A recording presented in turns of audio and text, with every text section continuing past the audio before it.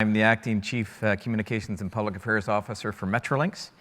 On behalf of Metrolinx, I'd like to welcome everyone here this evening and in the audience, and for those of you who are online viewing our Metrolinx Town Hall. It's my pleasure to be our moderator for this evening's event.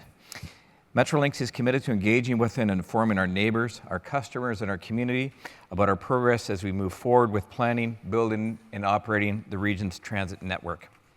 We invite all the feedback regarding our services and our projects, and I want to thank you again for your interest in joining us here this evening. Before we begin, we'd like to take a moment to acknowledge that we are on the traditional territory of many nations. In particular, the Mississaugas of the Credit, the Anishinaabe, the Chippewa, the Haudenosaunee, and the Wendat peoples. We acknowledge that Metrolinx operates on these lands and has a responsibility to work with the original keepers of this territory and the many diverse Indigenous peoples living here today.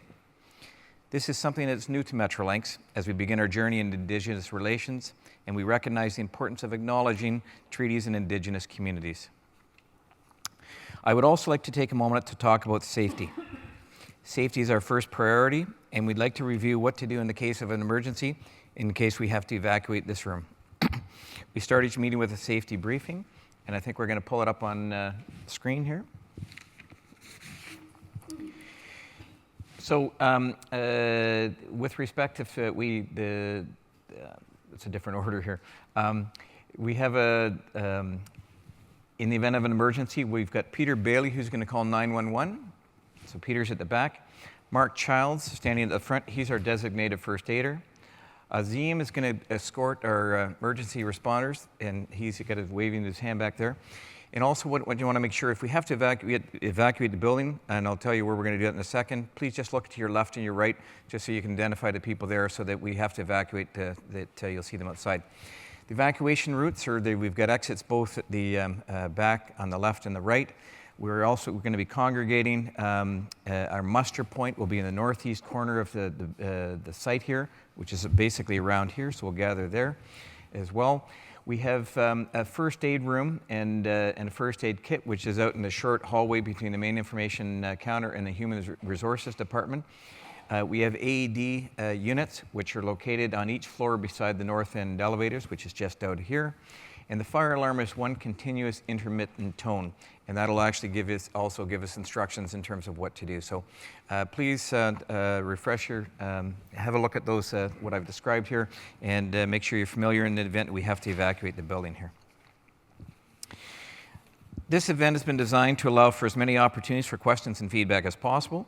Those who were not able to join us here had an opportunity to submit their questions in advance, and we actually had people that had an opportunity to rank them in the top 10. What are the questions that they most wanted to hear the answers to? For those in the room, we're going to be passing around a microphone, and I think Azim's going to be doing that, or a couple of folks are going to be passing it around when we get to the audience questions.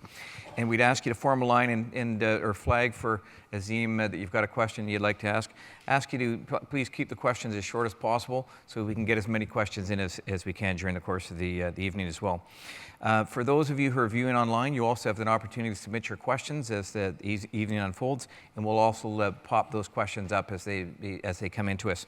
And so we're going to alternate between questions from the audience, questions that we've received in advance, and then questions that we've received that we're going to receive online through our live stream tonight. We scheduled the evening to last for an hour and a half, so we'll take as many questions as possible. If you've got sort of additional questions, certainly staff are here available to answer questions you've got, or we're certainly available to follow up if you after this evening is finished as well.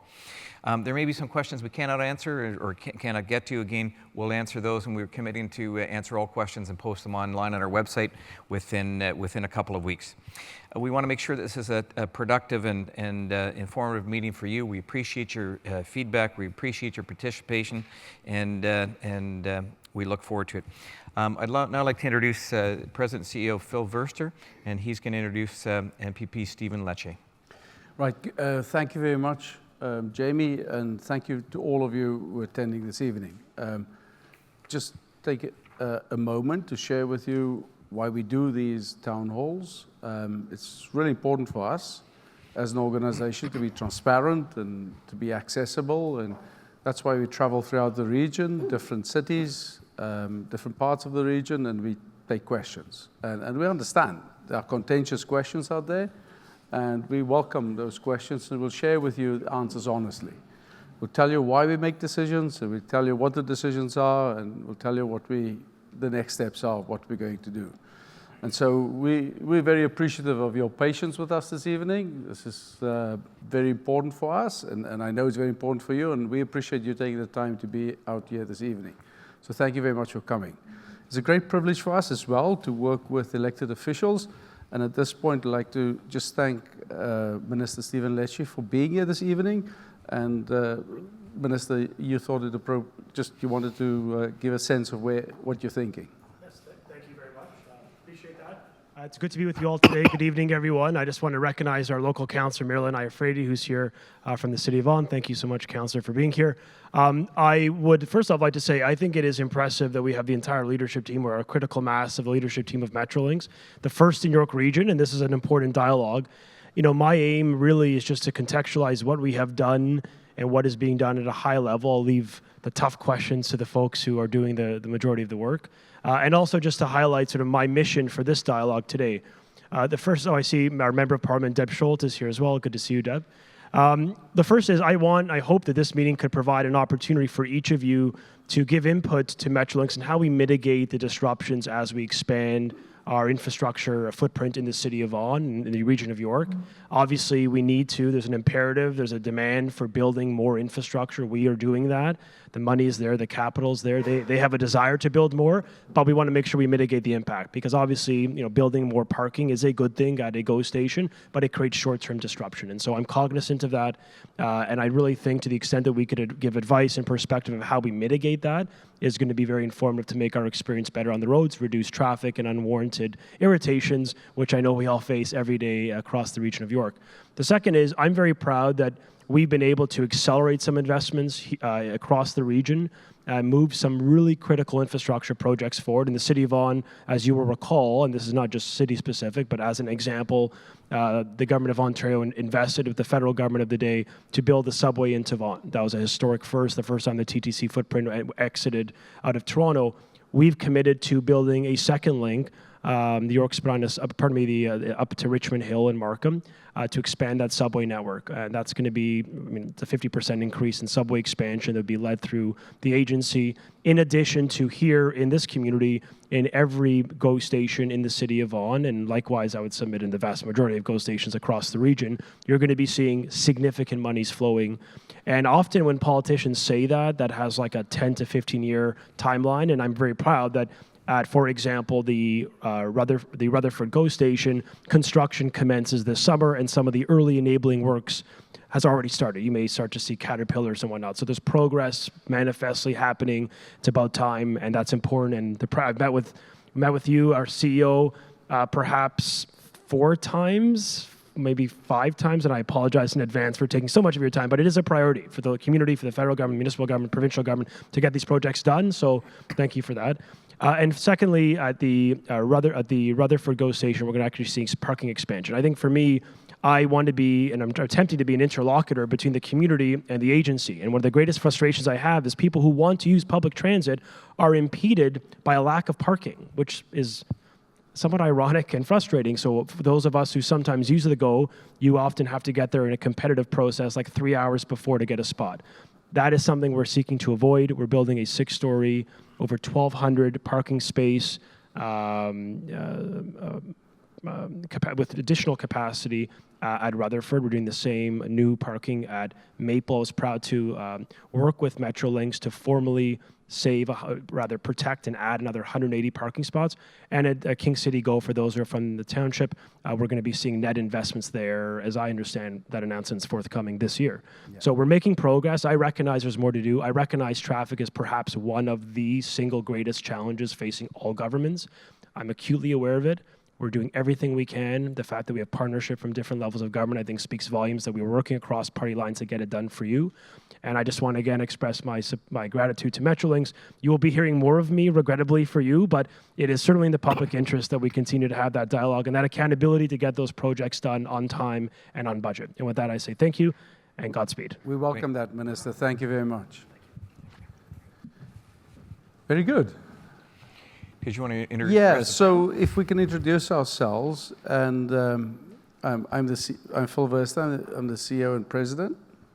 So I'm Matthew Getsky, Chief Planning Officer. I'm Leslie Wu, Chief Development Officer. Matt Clark, Chief Capital Officer. And Greg Percy, Chief Operating Officer. And we've got other members of our senior team here as well, and so that can take questions. Sort of whatever questions there are today, we can take it and we can get first-hand clarity, everything from Presto through to operations. Just want to point out Dorothy as well. Dorothy, will you stand up? Dorothy is our lawyer. We brought Dorothy along. Dorothy will help with any sort of personal legal issues such as divorce or neighbors that are difficult, or just approach her afterwards for some advice. Ready to get started? Yeah.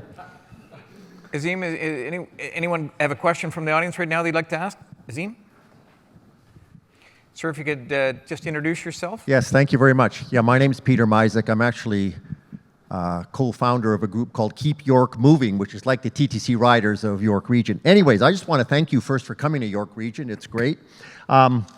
My question relates to money, and it might be a tough question. So I'm very supportive of Metrolinx, and when I see what looks like bad news, I get worried. A few days ago, Steve Monroe, who most of you have heard of, tweeted a question about the provincial budget. In 2018, it showed, this is probably best for Greg, I'm guessing, but in 2018, it showed a Metrolinx operating subsidy of $505 million, and then in 2019, that number's down to $320, so almost $200 million less. So we asked Metrolinx about it, but I don't know if he has an answer yet or not. Can you shed any light on this? Am I right to be worried or not? Yeah, or of the course operating subsidy? Of course we can share light on that. And Great, thank you. Greg will add on the specifics how he's affected that. And so let's first start off by saying, and it's a good question, but I'm not sure why you are concerned. Because the fact that there's a lower operating budget. Well, I'm worried about service cutbacks, and as a citizen, if that was the consequence, I would start lobbying my elected officials. So let's answer that. So all of our assets and more of our assets, because we're adding assets continuously. When I say assets, we're adding new trains, new buses continuously to our fleets. More assets are being deployed to run services. The fact that the operating subsidy is less is a reflection on the fact that we're looking for efficiencies to operate our operations just more effectively. So part of that is about reducing inefficient operations and using whatever assets we have to be more effective and increase our services to a larger group of riders and people that we serve. And so our ridership has increased this year by 4 million to 76 million, and we expect and Mark can also respond, we expect to get to 82 million by the end of next year. And next year means sort of end of March. So I think that the really important part of the answer is not to be concerned for the reasons that may meet the eye when you look at numbers like that.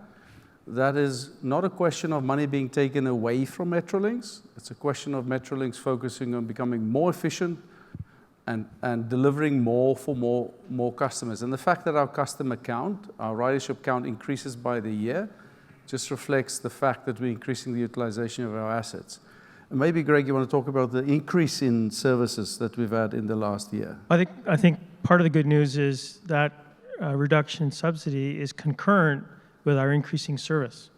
So last year we increased service 22.6%. This year it'll be pretty close to 15%. But the type of thing Phil's talking about are things that we've put into play, controlling the throttle. So technology and diagnostics are a big step forward for us. So we have better throttle control, reduced idling. Each of those alone is worth $5 million in our operating budget per year. And that and a bundle of others. So it's doing things smarter and doing more. And it's called sweating the assets. So we have a major investment in assets. So we're really pushing them really hard. And so far, so good. You're welcome. If you feel better, I feel better. So that's good. Thank you for your question. I'm going to jump ahead and ask the question that came to us on our in our advanced questions. It's regarding transit-oriented development. The question says, will Metrolinx please describe how the transit-oriented development process works and explain how efforts will be made to bring greater transparency to both the processes involved and the agreements themselves? I think this is for Leslie. Thanks, Jamie, and thanks to HBSRRA for that question. First of all, let me just explain so we're all in the same place about what transit-oriented development is. We know that the significant investment in expanding public transit and more service that Greg just talks about creates value and has a great opportunity to create places where none or where it's taken a long time. And transit-oriented development is very much about more density, mixed use in and around transit stations as a concept. What's different about how we have now approached the notion of delivering transit-oriented development is we are taking a market-driven approach whereby we are going to work more closely with third parties, including the private sector and the development industry, to leverage the investments and the assets that we have to do a couple things. One, to increase ridership, improve the customer experience, ensure that we are seeing a fair exchange of value between ourselves and the third party for the assets that we have. And in the end, in many respects, we're able to reduce our capital costs where we're able to offer the service that we're offering and the investment in transit in return and exchange for a third party to develop a station, and we've already begun doing that. So when we work in this way, we have the ability to continue to work with municipalities through the vehicle that is delivering our stations, our infrastructure, which will in some cases be a municipality or could very well be a developer. And the standard protocols about how they would engage with the community would continue. So our ability to reach out to local communities about what's happening in the future will continue in that same way. The second piece I would say on the issue of transparency, we will continue to use our business case model, which we have greatly matured and calibrated in the last 18 months. We have now published extensively on the guidelines of how we calculate our benefits cost ratio relative to our investments, specifically around station locations.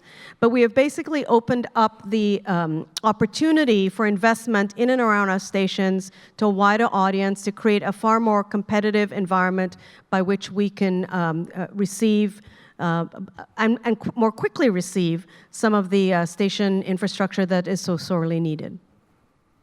Great. Thanks, Leslie. Any additional questions from the audience? A couple of here. Azim, do you want to? Hi. So do I introduce myself? Okay, hi, I'm Miriam. My question is, well, we see a large influx of residents in the Oak Ridges area, so north of Richmond Hill, with the expansion of residential areas and houses, and there's a continuous expansion. We see a lot of young university students going to Ryerson and the University of Toronto, as well as a lot of downtown workers, as I am both of the two. I wanted to know if we could look towards perhaps extending one of the bus routes to being in the Oak Ridges community. So I saw that in the Aurora, which is a very small town actually, it has over like 3 GO bus stops in pretty disclosed areas. And I was wondering if we could try to put one in there. So this is my pitch, rather my request, as to seeing the large demand for people wanting to live there. And also I'd like to add that, well, of course, being a transit system, we want to make transit an alternative to driving rather than just something we're forced to do, a much easier route. And that is definitely a request of many people in Oak Ridges, and would also be much better for the property value and for the people living there, a much easier alternative to having to drive everywhere. And I just like to put that out there. Thank you. Miriam, thanks for the question. So you know where Oak Ridges is? Thanks, yes. Fantastic, great. Yes, it's north of Toronto. Yeah. So thank you. That's a good question, and happy to take that back. If we can get the specifics, we'll take a look at them. It's important for us when we add new bus routes that we do it very selectively, very guardedly, because we want to keep a certain threshold. That's how we deliver on the subsidy avoidance. But we're certainly not blind to the fact that there are tactical ways to increase the number of bus routes. So we'll be happy to take a look at that. But it has to have a business case. You heard Leslie talk about it. Absolutely true for all the new bus routes as well. We have to make sure there's a business case. Typically, just a rule of thumb, you need about 65%, excuse my English, bums and seats, and that makes sense. Anything less than that, I'm not sure that's really something that we would get engaged into this early. Okay, just to add on to that, before you continue, I will totally look into starting that, looking into that 65% with petitions and whatnot, and seeing how many interested residents we have. And also, it's rather an extension or a detour of existing bus routes rather than adding a whole new one. Exactly. And I think that would be much more efficient. That's the first thing we'd look at. The one thing I was going to add is, because Oak Ridges, the best thing for folks in Oak Ridges is going to be the extension of the Richmond Hill line up to Bloomington Station. And Matt, when does Bloomington Station open up? Yeah. Late 2020, Bloomington Station. So we're constructing, and I'm sure most people have seen it. It's a large station structure with integrated car parking, 760 car parking spaces. So we're well progressed with that. Works are progressing very well on site. So we're aiming for completion at the end of next year. I just wanted to add to what Greg said. I think one of the other things that we're working on is many different alternate modes of getting in and around into our stations or away from our stations. And it doesn't always have to be a bus. We're piloting quite a number of new technologies, autonomous vehicles, shuttles, pilots, on demand, working with the private sector, the Ubers and the Lyfts of the world to see other ways in addition to a traditional GO route. So I think we now want to begin to take a more holistic view about how we get around the region. Yeah, so keep an eye out for the other developments in infrastructure that we have in the region. I think the ride sharing is a definite sort of ride sharing autonomous vehicles look like very definite live alternatives to the traditional bus service. But your point on a bus service is still valid, and Matthew, there's real merit in looking into. We get many requests for bus services, and we look at the viability of services wherever we have those. And also, it's examining it with in connection with York Region Transit. So you have to find what are the different operators that can aggregate the most kind of demand on different bus routes. But it's true that then as soon as you hit lower density areas, I think the ride sharing possibilities are definitely something that is emerging as a good tool for station access in the future. Miriam, thanks for that question. Azim, we're going to cover issues here in the room. Let's take a few questions in the room. You're talking about new bus routes. You're canceling our 38A GO buses. That's correct. Good evening, Mr. Vester, staff of Metrolinx, and politicians. My name is Maria Regato. I'm reaching out to you tonight in hope of trying to change your decision in reference to canceling the 38A GO buses. I am a resident of Woodbridge, and I have been taking the 38A GO bus for 20 years. The commute door to door at present takes me 2 hours each way. If you cancel the 38A GO bus, the alternate route, YRT TTC, which I will be forced to take, will take me 2.5 to 3 hours door to door each way, and I will have to take 2 buses and a subway because of the bad planning of the planners and politicians of Vaughan. This is only my situation. Other passengers from Caledon, Bolton, Kleinburg have no local transit and no choices, and some will be losing their jobs. Please take into consideration the impact you are making on families. Put yourself in our shoes. If your wife, husband, parent, or children had to commute 2.5 hours to 3 hours, how would you feel?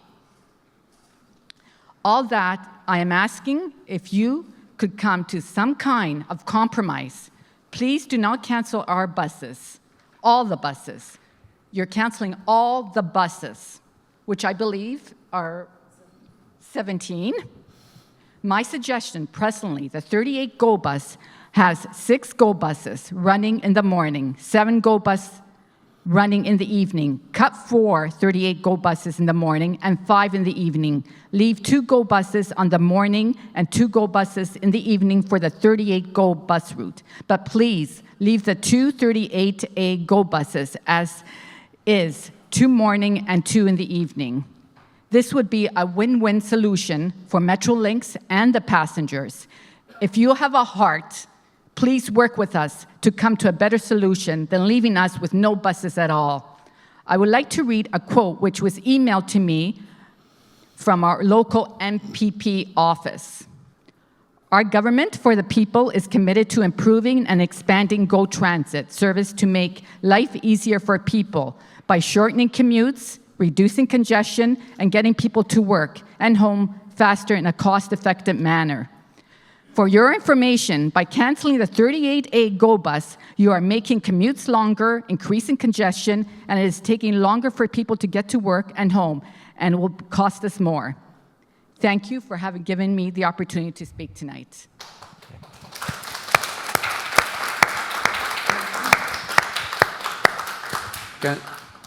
Can I also thank you for sharing that with us? There's no way we can answer, but just be honest about the facts, and we want to share that with you. It's been a very difficult decision to curtail services that's already operating. And our choices with services are as follows, as we've shared earlier. There's huge demand in the region for the resources we have, and for the buses we have, and for the trains we've got. And we are expanding our services throughout the network. This particular service was very underused in terms of the capacity we're deploying. So occupancy was around, is it 220 people, Greg? 220 boardings, which is per day. 220 boardings per day, it's 110 people. It's about 10% occupancy of the service we're putting out there. So the occupancy is really, really low.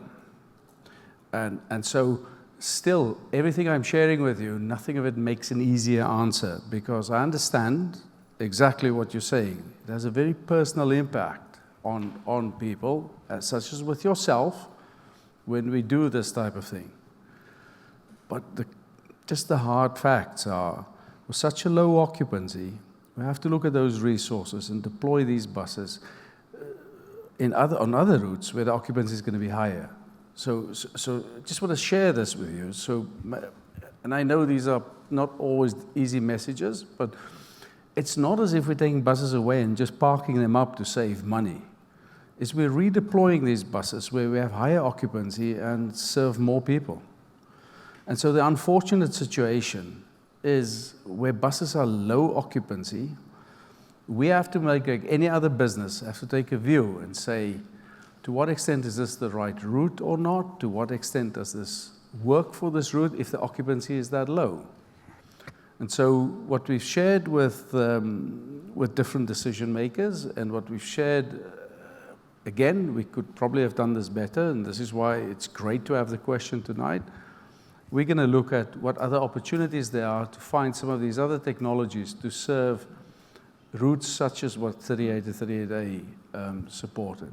If, in terms of connections, whether that's smaller buses, shuttle buses, and the like, you'll do a feasibility piece of work. We've already committed to look at if there's perhaps that route itself had low occupancy. Maybe there's another route through the region that has high occupancy. Then we also explored with York Regional Transport, if there's transit, if there's alternative opportunities.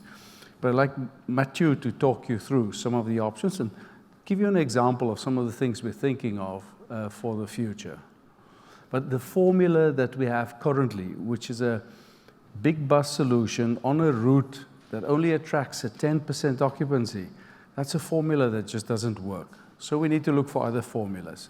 But if Matthew can share something with you, and I know there's many questions in the room, we're going to get to all of you, rest assured, because we understand how big an issue this is. But let Matthew have a go, and then we'll take more questions, follow-up questions on this. So given the ridership, the solutions we're exploring right now are and that we're piloting in the region are looking into shuttles, basically, so smaller buses, and making the use of emerging technologies such as driverless ones to make sure, because today's shuttles are actually per rider, they're still quite expensive to operate. And so the next step forward is to be able to get some driverless shuttles, to be able to get connections in places with a lower density to get them connected to stations. So we have some pilots that are being planned for the rest of the year. So we're partnering with local transit authorities to see where the demand is, to see where it's not competing with the local services, where it fits the best with the entire area of transit solutions that's available. And then that will give us the ability to try to test such solutions in the region, such as York Region. That sounds great, but shouldn't you have looked at those before? Our bus is supposed to be canceled on Friday. Yes, so how long is it going to take you for So let me answer that response question. As I said, People heard the question. yeah. Would you like to just repeat the question? Oh. That sounds great, but you should have looked at these solutions before. Our bus, the last day is supposed to be this Friday, so how long is it going to take you to put shuttles or driveless cars, which I don't think we have? Like, how long is that going to take? In the meantime, people are going to lose their jobs. And by the way, we have facts on ridership as well, and we have someone who's going to address that. And also, we have a PowerPoint. We have a PowerPoint presentation if you give us the time.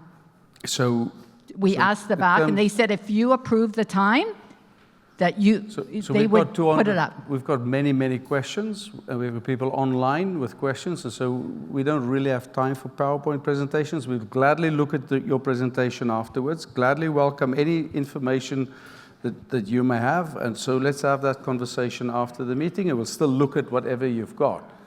But in the meantime, our issue here is based on the occupancy we've got. Irrespective of when we can do shuttles going forward or rideshare or other solutions, we need to redeploy our resources where we have a higher demand and higher need. That's the economics of the case. Because we don't have the need. We don't have the need, I guess. We're redeploying it in our buses elsewhere, I guess. And I think we've acknowledged how difficult a choice that is, that it's about the capacity that we want to utilize. We're not making light of any local need. But if you can have a follow-up question from anyone? So I'm having a little bit of difficulty kind of reconciling all of this because your capacity is based on the number of buses. If you reduce the number of buses, your capacity goes up. You achieve your 65%, right? Depends on what time of the day people travel. Well, obviously. So at your peak hours, morning rush hour, evening rush hour, is where most of the passengers will be taking their trips. And it's the off-peak shoulder that they're not, right? Now, you know, I looked at a report from the town of Caledon, and they had compiled counts on the two Bolton buses, two Bolton routes, as well as the one in Orangeville.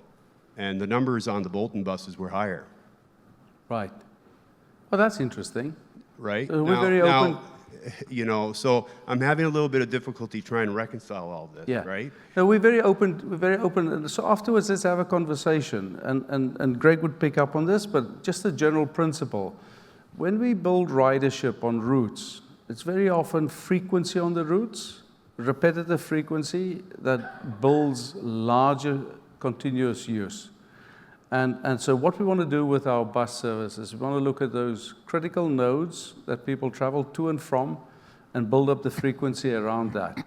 And to a certain extent, that's right, that on some buses in the early mornings, there could be more demand, and there's more demand clearly in the peak. But Greg, the numbers on the ratio of peak to off-peak, we had a percentage from that as well? No, we don't have that split here. Right, but No, we don't. yeah. But I'd be interested to see the numbers. Look, you look Yeah, from here. because the report is from the town of Caledon. Yeah. Stir Consulting did it. It was for a feasibility study for transportation.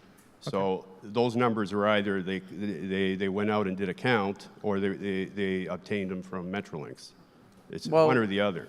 Well, let's look at the numbers afterwards. I think that's fair, that we have a conversation afterwards and see what numbers you do have, Great. and then we can see where the numbers come from. But I think it's important also to take into consideration the effects in these areas where you make these types of decisions.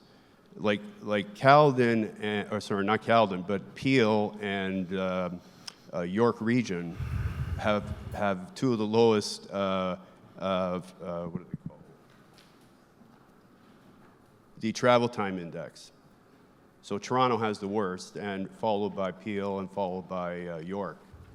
So adding more people on the roads because of the discontinuance of that service definitely has an impact on very different types of transportation, right?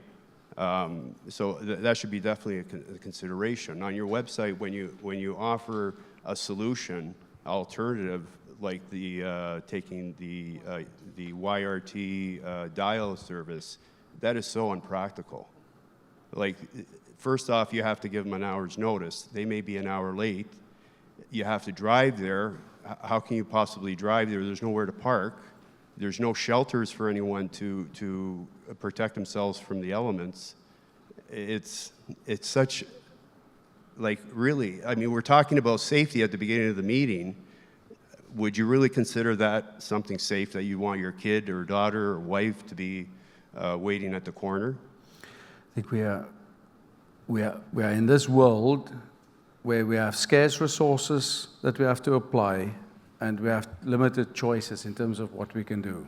I realize that. And so give you a sense, and I'm just gonna, and I just want to say, the moment I give you this answer, I just appreciate 100% that taking a service away is a really uncomfortable proposition for the local community.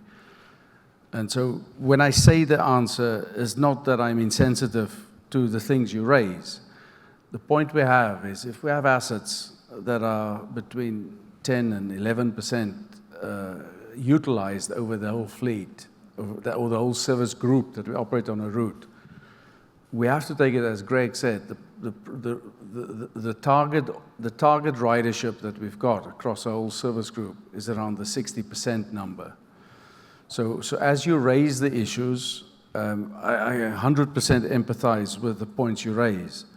But we're going to take the same assets. We're not standing the assets down because of cost sensitivities. We're looking at redeploying these assets in a place where the equivalent counter ridership is going to be 60% capacity. So do you follow? It's a difficult thing I raise with you. Folks, No, hang on. Let the gentleman finish. Appreciate that. That's what you're saying. It's inevitable. Right. But the problem is, no other community, even the ones that you canceled the buses, were impacted to the extent that you took away the buses. I think we should discuss that afterwards, because I'm not sure we're exactly in the same space on that. So let's take a next question. Great. Azim? Thanks. Hello, hi. My name is Arasholi, and I'm working with the town of Caledon, and but not officially representing the town tonight. I'm just here on my own interest. What I would like to add to this discussion, while I understand the rationale behind cutting and canceling the service, which mainly coming from financial responsibility and ridership, I would also like to add that we have recently completed our local public transit feasibility study. And council approved that, and we are now in the implementing phase of the project. And we believe that, as you know better than I do, that combine, and which there is only competition between your service and public transit that we would have hopefully by the end of this year. And so what I would like to add to this discussion is that combine existing Go Bus service and also our upcoming public transit service, there is a great opportunity for boosting the ridership on both services. So if you can cancel that decision exactly at this point, it's highly appreciated. Otherwise, as a plan B, we would like to ask for postponing this decision or canceling so that as a town, we can collaboratively work with the Metrolinx on that issue, so to find a better way for improving the efficiency of both lines. Because as you know, so these are all interrelated. And it's very unfortunate that both happening at the same times, but it's something that should be very new for you, I guess, because we just our council approved that study, and we are committed to implement that service by the end of this year. So it's what we've already indicated, and Mathieu can respond to this. We've already indicated to elected officials, and I think to the Council of Caledon already as well, that we will participate in a study and to look at what the alternative options are. And as we mentioned, there are other options such as autonomous vehicles and the like, but also just a different service plan. However, the buses we're releasing are required on other parts of the network. But we've been positive about participating in further studies and to see what can be done to provide a different type of service to the region. Would you like to add? So we're very open to to working with you and seeing how we can combine Go services and local services to aggregate as much ridership as possible. Okay. Okay. Thank you. Peter, we've got some questions from the live stream. Can you pull one up for me? So there's a question from a viewer online. This is from Colin. Rutherford Go parking expansion is overdue and very welcome. We would use the Barrie line more frequently if it stopped at Exhibition Station. Why doesn't it stop there now?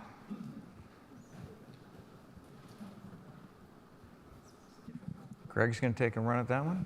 Sure. So the Barrie line comes into Union Station. Exhibition Station is on the Lakeshore West line, where we do exactly cycle some trains from one line onto another. This isn't one that we currently do.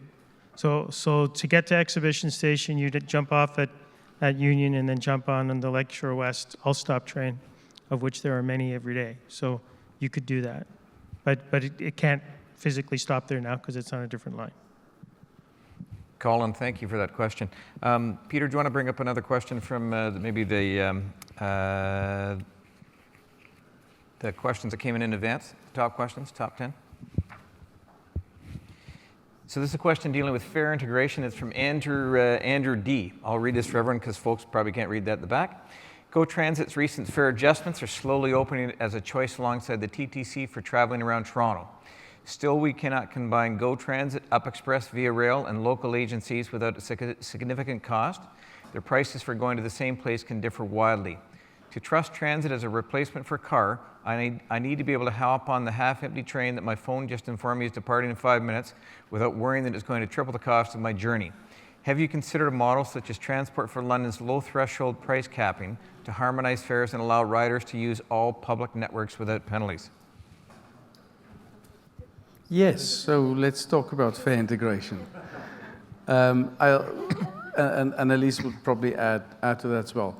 The biggest shift that we are currently recommending very strongly to the different transit agencies is that fare harmonization, rather than the full fare integration only, is done without the expectation of a subsidy or a handout, and that agencies take the benefit of having more people travel on their network as the payback for fare integration. Fact of the matter is, every dollar that goes into another subsidy for a price and a fare integration is money that's taken away from other initiatives, such as running more trains, more buses across the whole region. So our reduction of our base fare early on a couple of months ago is a big step towards fare integration and to bringing the fares closer together. And there's no subsidy for that. We've just done that because we think it's the right thing to do and encourage point-to-point travel. And I think there's a very interesting couple of months or year ahead of us where I think you'll see more of these fare integration options, because there just isn't money for subsidies to get fare integration, and the agencies have to start to work together more closely and to get their returns from fare integration from increased ridership. However, there's very little leverage that we can bring to this discussion except to appeal to agencies to collaborate and to get this right, and this is something Annelies and the team is doing. Joanette? I'll just very quickly add, I'm Annelies. I run Presto. I also sit on the fare and service integration table on behalf of Metrolinx, which represents Metrolinx, but also the municipalities in the region, and are taking another kick at the can, because there have been previous conversations in the past, to remove barriers to transit. And Andrew's point in his question is exactly dead on, which is that we currently have barriers that prevent people from defaulting to transit as their first choice. Transit has to be something for some people that's a far second best, because either they live on the wrong side of a municipal boundary or they live further from a city center or so on. So we're collectively working to look at what are these barriers so that more people can default to transit being in the breadth of their choices, or in fact their number one choice. I think that here, to Phil's point, the governance is different here in Ontario than it is, say, in London, where you have an authority who makes the decisions on behalf of a bigger network. So we have to work in a more collaborative fashion. But the other thing that I'm most focused on with my team is actually working to say, how can we modernize the customer experience, and actually that there's more benefit to all of us working in a coordinated manner, that we can have better information for better transit planning, that we can have more interesting ways for people to get rewarded for traveling on the network as opposed to driving, for instance. And so we're working on all of those aspects, which then allow obviously the deployment of more services and ultimately, a more holistic and better network. These are not quick things to fix, however. So I'd say that this is absolutely my dream, and I think we just have to have the hard slog of presenting kind of some tough decisions where people have to make compromises as to if one agency has a high fare and another agency has a lower, where do you end up? Do you end up at the top, the middle, or the bottom, or somewhere along the range? And those are obviously involve a lot of people getting decision right. Andrew D., thank you for that question, and Annelies, thanks for the answer. Just before we step off, you also consider that we have different types of products as well for the different services.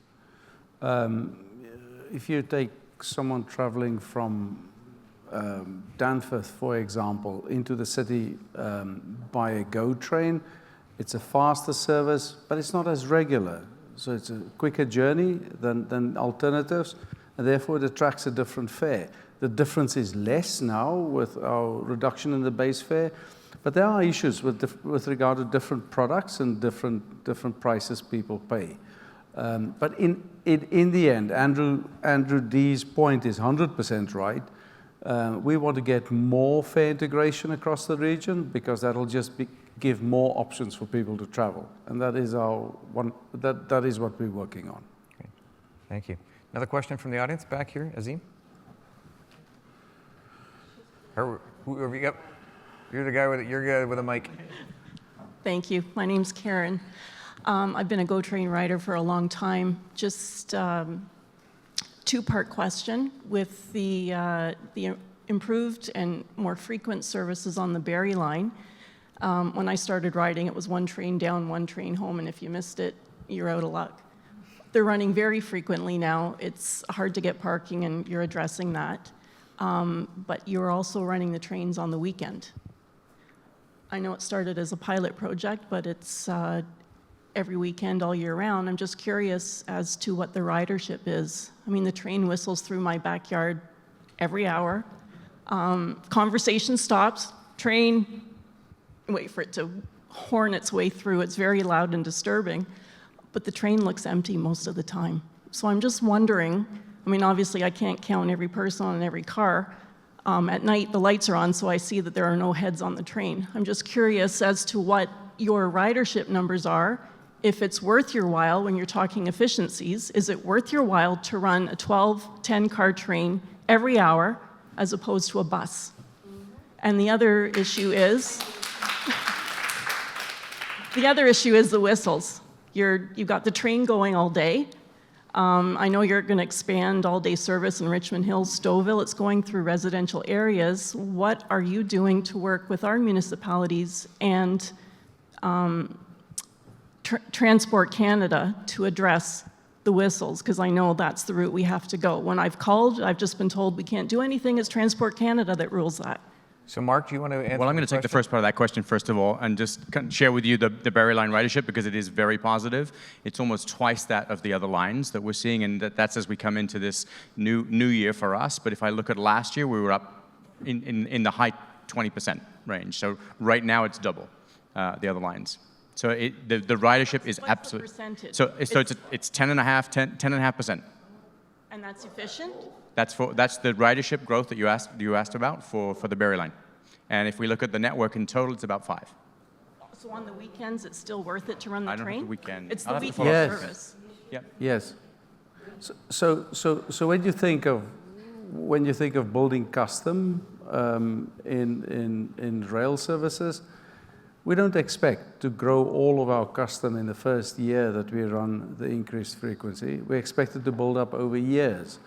And Mark and his team has got a campaign whereby we market the service and people grow. And what you see in most countries, in most jurisdictions, the sort of word of mouth commentary as communities start to use services more is by far the strongest promoter of the services. So we expect the growth trajectory that we have now to continue for the next couple of years. And there's one very real thing about both bus and rail transit planning and logistics, and that is frequency. As you establish frequency, people see it as a more viable option and alternative to other modes of transit. I think you started off with those with the same thought when you said, well, there were 2 or 3 trains. If you miss it, you lost it. And there's no other alternatives. And that discourages people from using transit. So the reason why we step up frequency is we have long-term projections, which another speaker in the audience referred to in terms of the growth of in this region. Long-term projections on how many people live here and how many people will avail of the service. And so what you see now in terms of trains and how they travel, which is already extremely good for us, the long-term projection is where the growth would be. And it's a 5, 6, 7-year trajectory to grow the ridership, which we intend to have. And I'm afraid to say the frequency you're seeing is here to stay. It'll even increase in the years to come. Greg, do you want to talk about whistle cessation? Sure. Whistle cessation is a Transport Canada owned process. It's on their website, but it's a municipality-sponsored activity to try to get the whistles to stop. So the whistles are all about safety. Safety is our top priority, bar none. Customers are close second, but safety is right there. So we will assist the municipality, but we don't own the process. The process is owned by the municipality. So I'm not sure if they give you a little misinformation, but you can go online and you can see the process. But Greg, instead of just talking about the process, give a few practical examples of stuff the municipalities should be doing in order to get us to have different approaches to whistles. So Transport Canada works on equivalent level of safety. So for example, if it's a level crossing, whether it's on a curve, the speed, the frequency of trains versus cars, all of that does come to bear on whistle cessation.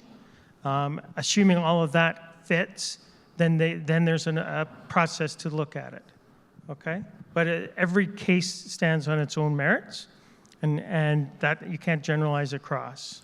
And municipalities need to do things such as put speed barriers and stuff like that in place. There's some technology that can be used. Speed posts for earlier slowing of trains at level crossings is possible depending on the specific circumstances. If it's on a curve, the chances of getting whistle cessation are very low because that's because curve is inherently risky for rail. Great. Thanks, Greg. For those of you who've just joined us in the audience or who are watching on our live stream, you're watching a Metrolinx Town Hall. We've got about another half an hour left in our program this evening. Do we have another question from the audience? Azim?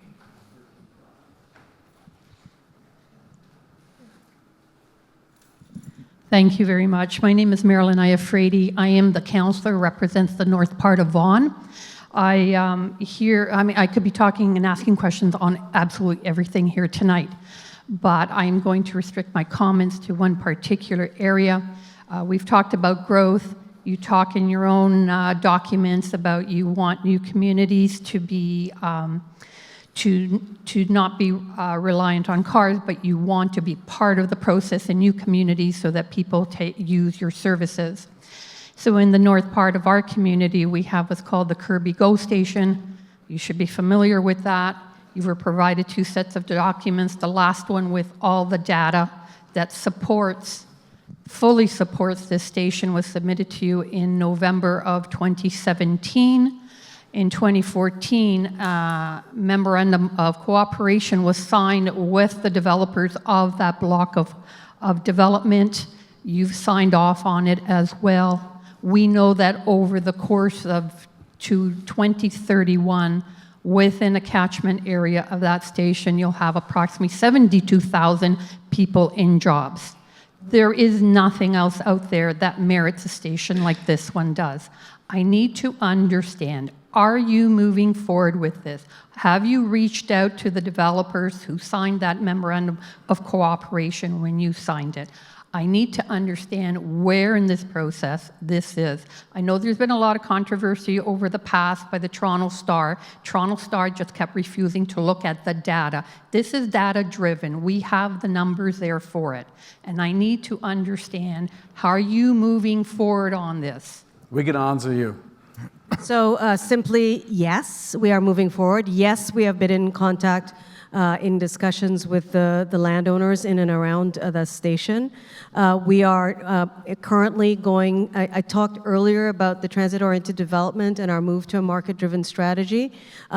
Kirby, we completed a preliminary design business case. It says that it's a viable location for a station. So we are now in the process of contacting the adjacent landowners on a formal market solicitation to understand the market uplift. The difference now in what I explained earlier is we are talking with the developers about their ability in exchange for the service to provide us and build the station as part of their development. So yes, yes, and yes. Can I just make sure? Can I just make sure we've answered your question? Because there's an inherent. Not one of the yeses was saying that we are going to build it or we're going to pay for it. No, I understand that there's a new philosophy out there that you're looking for private partnerships. And that's right. And that's fine. But the point is, I worked really hard to get that document signed in 2014. We are now 2019, and I haven't seen any movement on it. And just for your own information, I have been lobbying for this for 7 years, because that development is going to happen. And if that station is not open when the first house is ready, people are not going to use the station. They're going to come in with their cars and they're going to stay with their cars. I think what's really important about the comments you make is that if you are right, and if those developments are going to be there, and if that number of people are going to be working, living, and playing in that area, and it's going to be the community where so many people work, there's no doubt going to be developers that are going to be willing to step forward and say, I'm willing to invest in this because I can get a competitive advantage by building a station and by securing the benefit that comes with building a station. So I think that is really the rub of it. If the economic, if you see in the past, and I know you quote things from 2014, and I applaud all of the efforts that went into regions and municipalities proposing solutions for stations. But in the past, it was sort of very much a planning exercise, and no disrespect to planning. But this is more about a marketing exercise, a market exercise, market dynamics. If the market is there, that station will be built. Someone will step forward and say, I'm willing to invest in this station. So I think keep that in mind in terms of the answers Leslie gave you. We've tested, and in terms of ridership, it's a feasible station. So in terms of our books, if someone comes and builds a station, we're ready to do business. Marilyn, thanks for the question. Peter, do you want to bring up question 3 from the previously submitted questions? I just want to bring one from the other side of York Region to talk about Stouffville line service, and Matt Clark's been chomping at the bit to get some answers in. So this is regarding Stouffville line service. When is a double tracking of the Stouffville line expected to be completed? When will we see the next wave of service improvements on the Stouffville GO line? There seems to be little to no advance for the Scarborough Junction. Are you committed to grade separate the junction to increase train service? What is the timeline for it? Okay, so hopefully it's not too long an answer for a fairly short question. But there's a lot of infrastructure being delivered on the Stouffville line at the moment to facilitate additional service and train service improvements.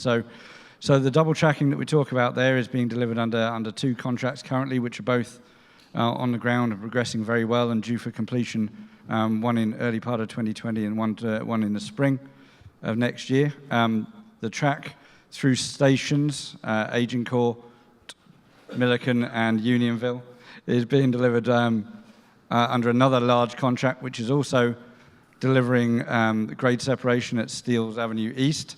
That work is, again, under contract, on the ground, and due for completion in the early part of 2021.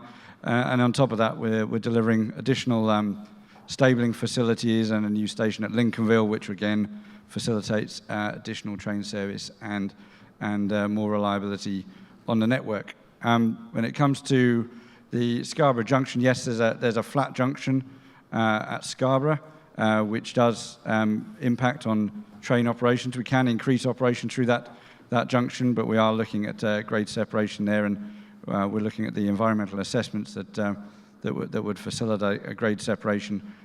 We expect that to be passed to what we're calling our GO Expansion Project Co, the partner that we're looking to engage to deliver our large GO Expansion upgrade program to assess timescales around that. Great. Thanks, Matt.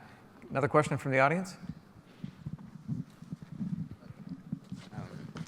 I'm Hayden from Markham, which is an hour away. I take transit. So I have a question for Presto.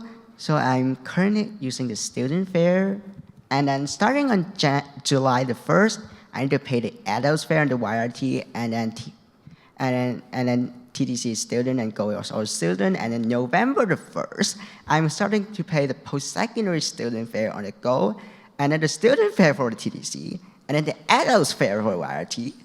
And then the more weird part is that I can't even use a single Presto card because it doesn't even allow me to pay adult on the YRT and then student in TTC. And then there's a weird thing that my Presto card is expiring in this end of this month, and then the Shoppers Smart couldn't even actually extend my student to like at least until because the goal said that your fare, you can still use your high school's fare until October the 31st. Yeah, and that's so confusing for me. And yeah. So my question is, how am I supposed to understand these information and use the Presto card? So yeah, that is a perfect example of why not having coordinated fare policy does not help the customer. So I'll answer this in several parts because the complication is real. One is just about your card. So you're right that there are when you are kind of go from being a child to a student, so on. There's a expiry of that, and you basically become an adult from a perspective of the system. Right now, everything, so if you were to say on the TTC, 0 to 12 and go, children ride free, and it defaults back to an adult always at the end, whereas actually you should become then a student or so on. You should become, a youth. And so we're working to fix it so it automatically rolls over from an age perspective to the next age category. So we're working on that right now so that you don't have to then reset the new age category. So that's one issue. The second issue is about being a student and being qualified as a student. Currently, we're working with all of the municipal transit agencies and Going Up Express, which are obviously within the Metrolinx family, to get a coordinated approach to what qualifies as a student and what proof you need to have to show that you qualify for a discount. Shoppers Drug Mart obviously executes these things, but we have seen some anomalies where we're having students being caught between the cracks between different systems, and so we've actually literally last week got agreement at the governance table to get a consolidated approach going forward. So they're gonna do work to say which rules need to change so that everybody's doing the same thing, regardless of if you're in York Region or in Toronto or Mississauga or on GO Transit. So we're working on that as well. We're hoping that by the next several months, we'll have an agreement as to which rules need to change and which ones get implemented across. The third thing actually is more interesting from a future perspective, so that's all kind of nuts and bolts. We're working really heavily right now through the summer with the transit agencies, but also with our vendors in terms of the improvements to the customer experience that we want to build over the next 3 years in terms of modernizing your experience. So that means both new ways to pay. So we're really keen to get you to be able to pay with your mobile phone or credit or debit cards in addition to having a Presto card. But it also means changing the way the actual Presto card works so that you can have multiple discounts, say, be a student across the entire system at the same time, as opposed to today, there's an actual technology limitation that if you get a discount here, in some cases, we simply don't have space on the card in the chip to be able to apply another discount from another region. And so it means people like you who travel between systems and have different transit agency specific discounts can't get multiples of one. So there are several thousand people like you who are in this situation where you're ending up carrying 2 cards or having to get one discount but not get the other because of this inconvenience, quite frankly, that the technology is limiting right now. So we're working on it, but you're actually a perfect case study. And if I could, actually, I'd love for my team to work, you'd be someone great for us to test what we want to do going forward so that we solve your problems, because these are the types of things that it's easy for technology people to forget what it's like to actually ride the system and not have it work for them. So if you could, I'd love to actually get your contact info after and we can get your help. My main question is basically like because when I take the Viva, there's like proof of payment, and if I use my student card to take the GO train and I got card on the Viva, I'm gonna get a ticket. Yeah, no, exactly. And we also want to make sure that people, so all of the transit agencies, so we obviously don't inspect because Presto just supplies all of the technology and the cards and the infrastructure, but we want to make sure that every transit agency uses the same proof. So if you prove you're a student in one, it should be the same burden of proof in another transit agency.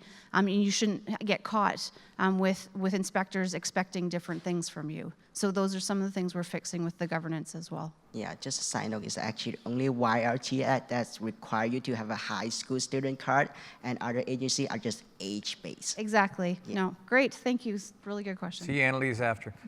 I'm going to go. This gentleman's waiting patiently here. Thank you. My name is Brian Ridgway. I live in King City. I've lived right by the track now for 40 years. First of all, I'd like to say you guys have done the most fabulous job, because I was there at Willowbrook when we worked out of wooden shanties and had 6 train sets. Now we have all day. My question is, why invest money into a subway, excuse me, into Richmond Hill when it would be better spent getting rush hour service in both directions on Stouffville, Richmond Hill, and Barrie? Yeah, so the full answer is really Toronto actually needs both. And we are doing both. It's quite interesting, as you can see from even the conversation tonight, how different people would have different, what we call journey purposes, traveling from different locations in journey pairs, from A to B and from B to A. And we have a huge regional demand for people that are affected by how busy the roads are and how difficult it is to get to the city center. So we have that type of regional demand. And then we also have a sort of a local urban demand where it's about encouraging people to walk from point to point if they're not using transit, either bus services or other, to get to subways and to use the subways. And I just think there's an undisputed requirement for both. And what's pretty exciting about where we are in this junction in time is that it appears that the elected leadership, no matter from what party they are in supportive of transit, because it is a very real economic impact that transit has on a community. Even, I mean, the individual speakers tonight shared very emotional stories about how transit affects themselves personally. And I think that's just why it's so important to keep on investing in transit, so that we can serve as many people as possible continuously. Next question from the audience. Oh, you got back there? Right at the back, sir. My name is John. My lovely wife here, Emery. We're from Bolton. We lived in the city for about 10 years. We decided to move up to Bolton because Bolton's beautiful. We live right behind a CP track, right behind Husky. That CP track goes all along Woodbridge, Kleinburg, and into Bolton. I'd like to know why and how long had that study been taken? Why is there no train going up to Bolton? I think we should have a little small commuter train, just like the UPS Express, even purchase one of their cars and give it a trial program to run a train through Woodbridge, Kleinburg, and Bolton. Just recently, they sold 2,000 homes in Kleinburg, brand new homes right in front of a train track. So to me, that tells me that whole area, plus Bolton and the rest of Caledon, we're growing. The 427 is being built. It's going to be finishing right at a major hub of a CP rail interchange of transportation of containers. It'll be finishing right there, the 427. Just yesterday, I got an email. The West 407 West Corridor is going to be up again for another trial basis to it's another new study to continue that was stopped because the previous government is out and the new government is in. So Doug Ford decided to go ahead with this new 407 West Corridor project. So to me, that tells me the next 10 years, that Bolton-Caledon area is going to go through the roof of people living there. And we have Amazon coming in. And it's not just people living in Bolton, it's people working in Bolton and all the surrounding warehouses. We have the largest Canadian Tire warehouse there in Ontario. We have Amazon coming in, and we also have down the street Home Depot. So people are living there. People are working there. We need transit now, not 5 years down. When I'm retired, I'm speaking on behalf of all the youth, the children that's going to be growing up in our society in the next 10, 15 years. John, great question. And how long does it take for a study? I think that's the next thing you should put on a video on your website to educate the people of how studies are done. Leslie? So I can try to respond. So first of all, it's clear I've been at Metrolinx too long because we've actually done 2 studies now on the feasibility of utilizing the corridor to Bolton. And we constantly try to update the information, the land use data. One of the last study we did, I think we updated in 2014 or 15 around the utilization of that corridor. It is, there are 2 elements around why in the feasibility study there were challenges. One, the condition of the existing corridor is in very poor condition, so there's a cost related to upgrade. The densities at that time, and maybe they have changed, so we will go and look at it again, I'm sure. The densities in terms of land use and growth projected in that corridor and along was quite low.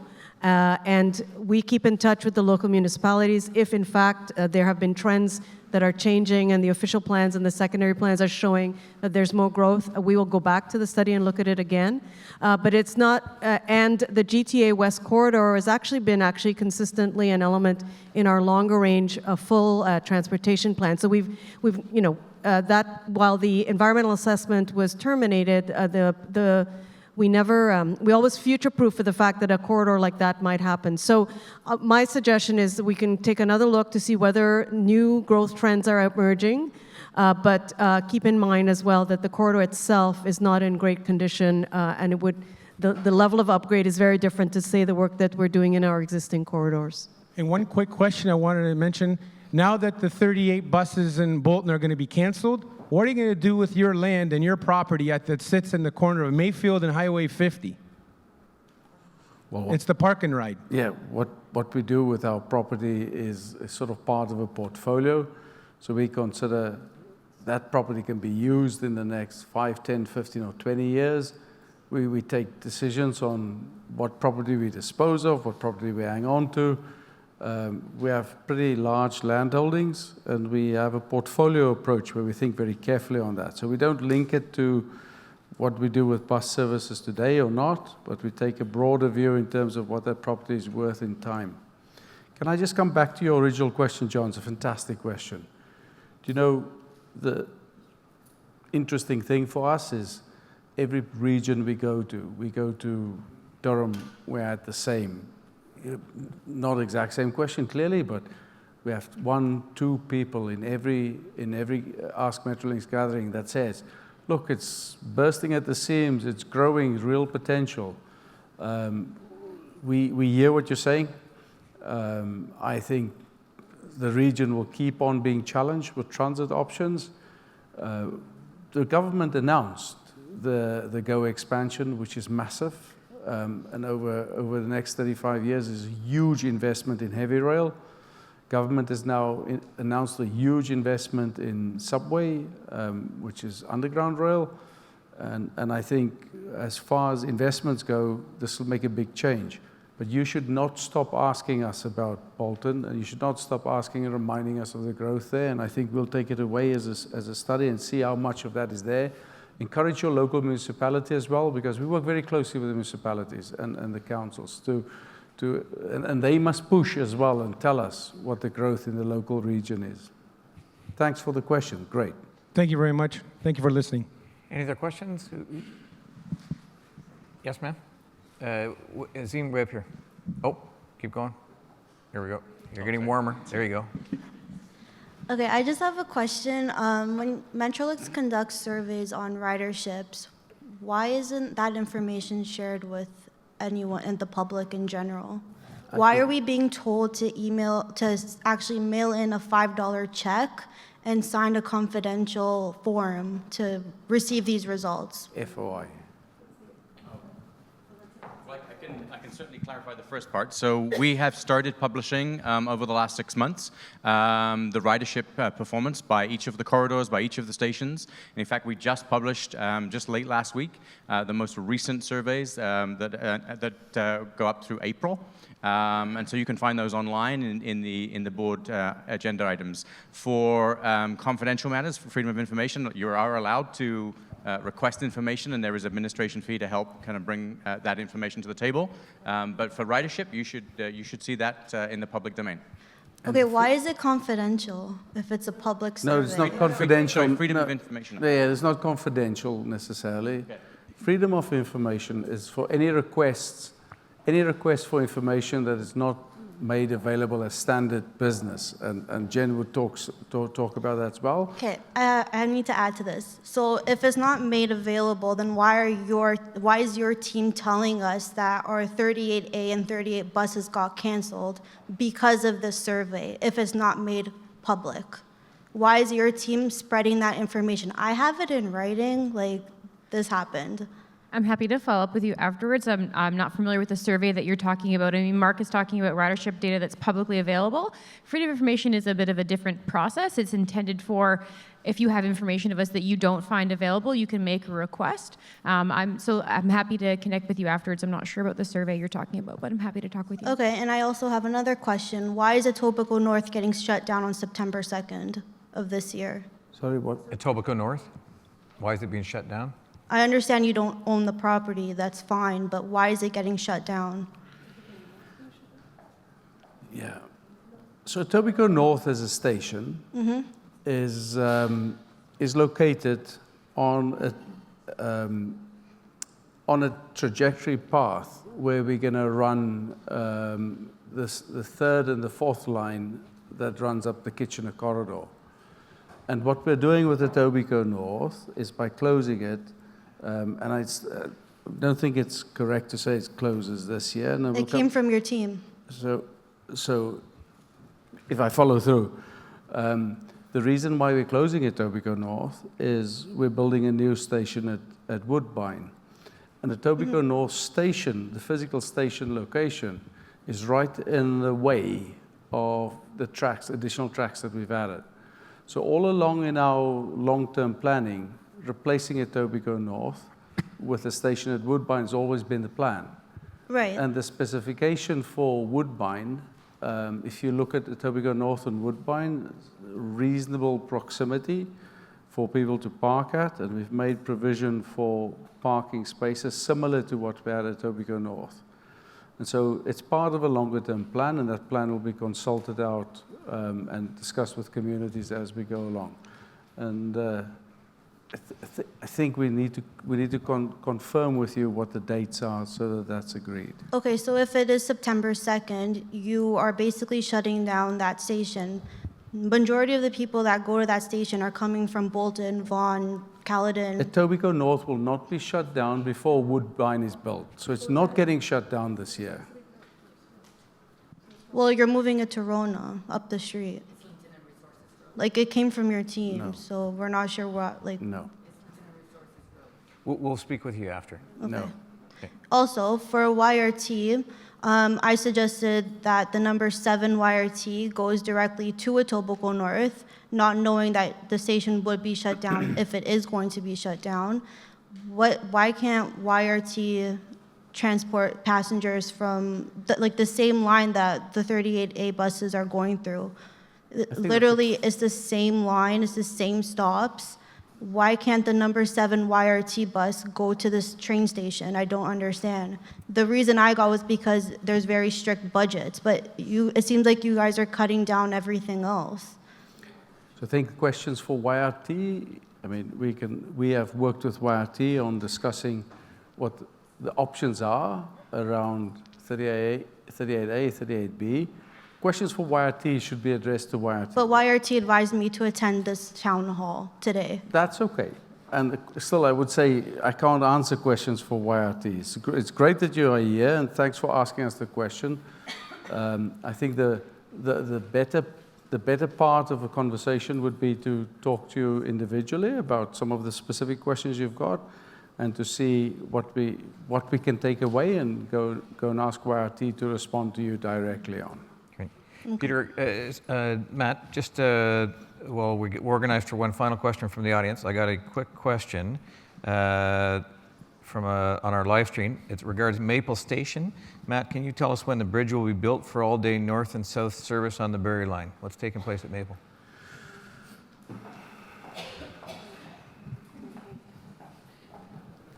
Okay, so currently, there's again, as I said on the Stouffville line, there's a huge amount of work going on the Barrie corridor and the Barrie line. Maple GO station work is part of what we're calling Barrie Contract 2. There's a Barrie Contract 1 that we've just let that will be carrying out expansion and grading work for widening the corridor.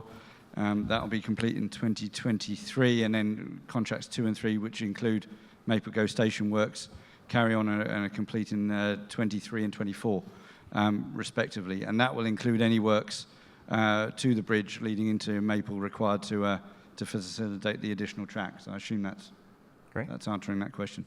Thank you. One final question from the audience. Can you clarify that, please? Sorry? Because Okay. there's bridges on both sides. So are you talking about the bridge at Rutherford? Or are you, because there was a plan to widen the bridge in Maple, right over here next to City Hall. Yes. Thank you. So I just need clarification. Are you speaking about the bridge, which I believe is supposedly being designed now at Rutherford, or are you speaking to improvements to the bridge at Major Mackenzie? I was talking about improvements to the bridge at Major Mackenzie, which Okay. is associated with getting the right alignment for the increase of the tracks as they come into Maple. Okay. But we're currently looking at the design of that bridge to see if we do actually need to carry out any modifications. All right, and are you still planning to put, once Rutherford is done, to do the parking structure in Maple?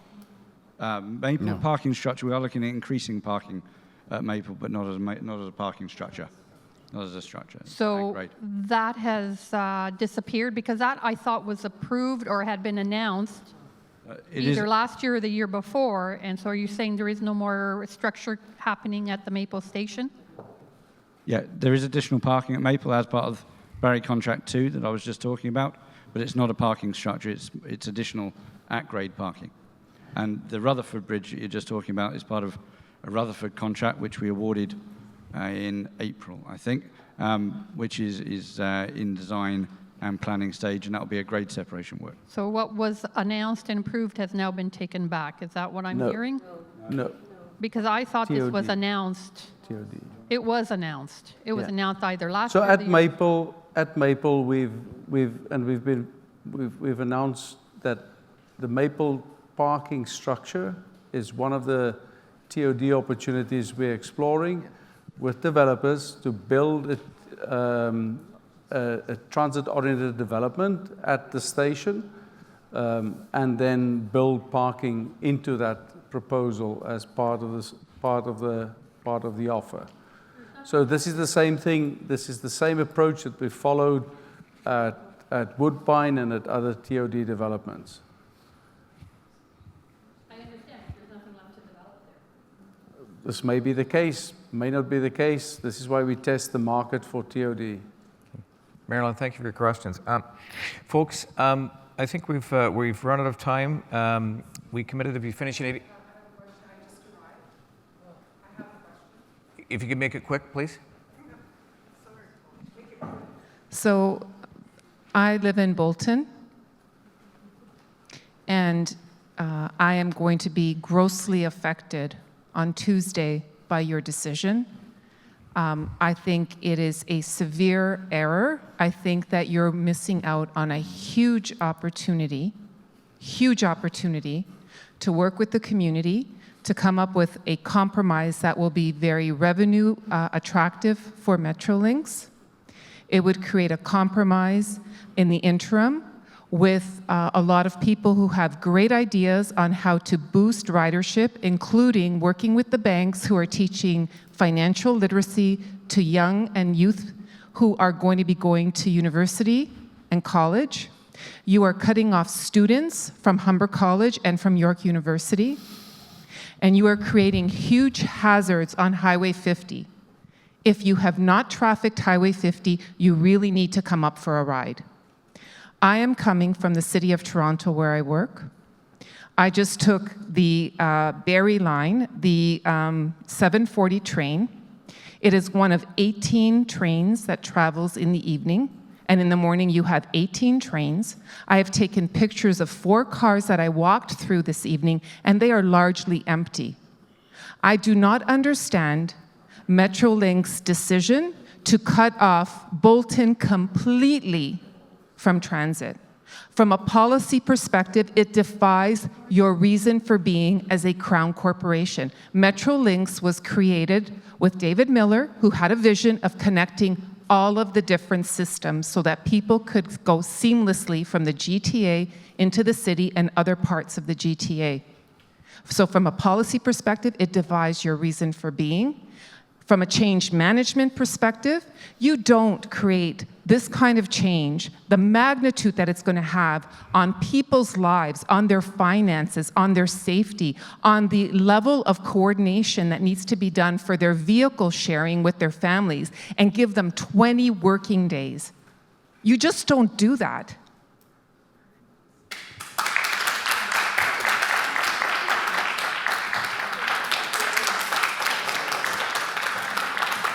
I implore you as a mother of 3 sons, my youngest son will get his license on Friday. He's a sufficient driver to pass the test. This is my 3rd time around. I have every anticipation he will pass the test. But I am very frightened of him driving on Highway 50 because it is a trucking haven. We have truckers that are new to Canada. They get in they get in with these trucking companies, and I'm telling you, I've had my car clipped. I've had a lot of close calls because they're not always attentive, and they're competing with one another to make that left turn onto 50 and onto Zenway and onto Highway 7.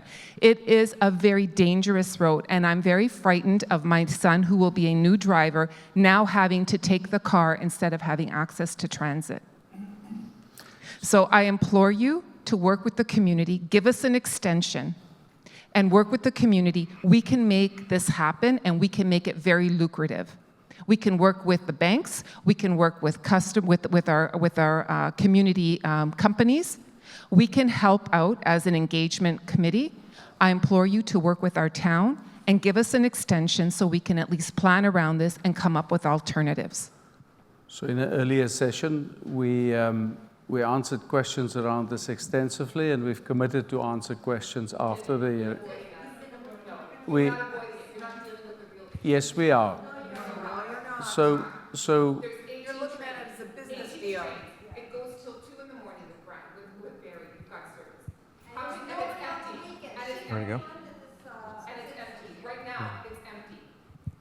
So- Going all the way to Alice, it's empty. So we've answered questions about the capacity and the utilization of these assets before. And the earlier part of this conversation today must have been before you've joined the group. And we've said that we're willing to consider some of your details, data, numbers that you may have. Well, I have just a question. You say reallocation of the resources. So where exactly were they reallocated? So we're gonna talk now. The meeting is over. Yep. We've come to the end of our time. Yep. Our committed time, and we've agreed to meet with you individually afterwards. Folks, thanks very much. We did commit to answering all questions that have been submitted both online and follow-up questions, and posting them on our website within the next couple of weeks. Appreciate your time and your patience this evening, and please get home safely.